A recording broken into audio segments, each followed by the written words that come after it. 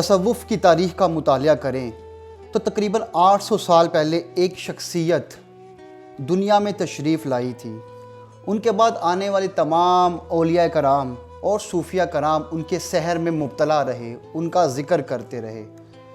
दोस्तों, वीडियो देखने के लिए हमारे इस चैनल को सब्सक्राइब कर लीजिए, साथ बेल आइकन दबा दीजिए ताकि आपको आइंदा आने वाले वीडियोस का नोटिफिकेशन मिलता जाए। बहुत बहुत शुक्रिया।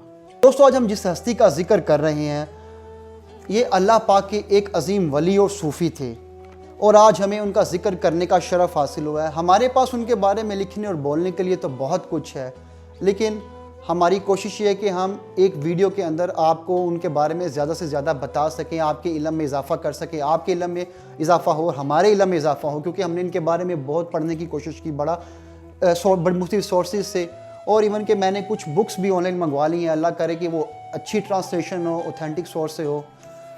दोस्तों, शेख अकबर गुलाम मुहिउद्दीन इब्नुल अरबी को तो आप सब जानते हैं। तुर्की के मशहूर ड्रामा सीरियल उत्तरुल गाज़ी में देखा है आपने उनको क्या देखा करते हुए। उन्होंने उत्तरुल गाज़ी जो कि एक अजीम मुजाहिद था, सपा सलार था, वो क्या करता था, उसका एक ख्वाब था कि वो मुसलमानों के लिए इस्लामी सल्तनत की बुनियाद रखे, जहाँ पर अल्लाह की बनाई हुई एक हुकूमत हो, यानी कि अल्लाह के बनाए हुए असूलों के मुताबिक वहाँ पर ज़िंदगी गुजारी जाए, यानी कि मुसलमानों के लिए ज़मीन के ऊपर, रोए ज़मीन के ऊपर एक ऐसी सल्तनत कायम की जाए जहाँ पर अदल हो, इंसाफ हो, जो कि उस वक़्त मुमकिन नहीं था क्योंकि मुसलमान सल्तनतें टूट चुकी थी। लिहाजा इब्नुल अरबी ने उत्तरुल गाज़ी की रूहानी रहनुमाई की थी, कदम ब कदम उन्होंने उनकी रहनुमाई की थी उस अजीम सल्तनत की बुनियाद रखने में, जो कि उत्तरुल गाज़ी के बाद 650 साल दुनिया में कायम रही, जिसे हम सल्तनत उस्मानिया या खिलाफत उस्मानिया के नाम से जानते हैं। दोस्तों, इब्नुल अरबी ने उसकी बुनियाद रखने में उत्तरुल गाज़ी की कदम ब कदम रहनुमाई की थी। शेख अकबर मुहिउद्दीन इब्नुल अरबी स्पेन के इलाके अंदलस की एक जगह मर्सिया में पैदा हुए। 1165 ईस्वी और 560 हिजरी में पैदा हुए थे। आपके वालिद का नाम अली बिन मोहम्मद था और जो कि मकाम अनफास में मुहक्किक थे, यानी कि वो मकाम जिसमें इंसान हर सांस के साथ अल्लाह पाक का जिक्र करता है। और आपके चचा अबू मुहम्मदुल अरबी थे जो कि अनफासुर रहमानियत के आला मकाम पर फाइज थे। आपके चचा ने बचपन से ही आपको मकाम रहमानियत का मुशाहिदा करवा दिया था।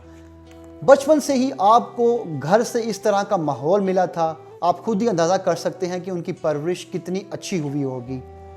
बचपन से ही आप नेकी, जहानत, सच्चाई और सच्चे ख्वाबों की बिना पर रहमतुल्लाह अलैह मशहूर हो गए थे। इब्नुल अरबी ने अपनी ज़िंदगी में 600 से ज़्यादा किताबें लिखी थी और सबसे मशहूर किताबें इनकी फुसूसुल हिक्म और फतूहात मकिया है। फतूहात मकिया जो कि 600 से ज़्यादा चैप्टर्स पर मुश्तमिल है और सूफ़ी इल्म में उसका बहुत बड़ा एक दर्जा है। इब्नुल अरबी इल्म और मार्फत में एक बहुत बड़े समुंदर थे। कहते हैं कि इब्नुल अरबी इल्म और मार्फत का आखिरी किनारा थे। आप सूफ़ीज़म के बहुत बड़े उस्ताद गर्दाने जाते थे। शेख शहाबुद्दीन सोहरवर्दी रहमतुल्लाह अलैह फरमाते हैं कि एक दिन मेरी उनसे मुलाकात हुई। वो मेरे सामने बैठे रहे लेकिन कुछ नहीं बोला। जब वो उठकर चले गए तो लोगों ने मुझसे पूछा कि आपका इनके बारे में क्या ख्याल है। मैंने फरमाया कि ये इल्म के कोहसार हैं, हक़ाइक़ का समुंदर हैं। यही बात हज़रत शम्स तब्रेज़ रहमतुल्लाह अलैह ने इब्नुल अरबी के बारे में फ़रमाई थी कि ये इल्म का कोहसार हैं, समुंदर हैं।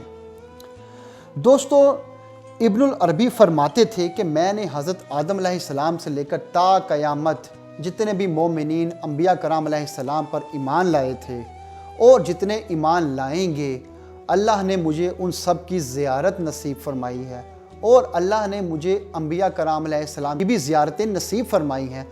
हज़रत मोहम्मद सल्लल्लाहु अलैहि वसल्लम की ज़ियारत कितनी दफ़ा आपको नसीब हुई, आप सल्लल्लाहु अलैहि वसल्लम की ज़ियारत का शरफ़ आपको कितनी दफ़ा नसीब हुआ, ये सिर्फ़ अल्लाह की पाक ज़ात ही जानती है। शेख अकबर ने दमिश्क का सफ़र किया, बगदाद गए, काहरा गए, मक्का और मदीना गए, कोन्या पहुँचे, आप तुर्की गए, ईरान गए। आपने जहाँ जहाँ का सफ़र किया आपने उधर से इल्म हासिल किया। आप जिधर जिधर गए वहाँ से आपने इल्म हासिल किया।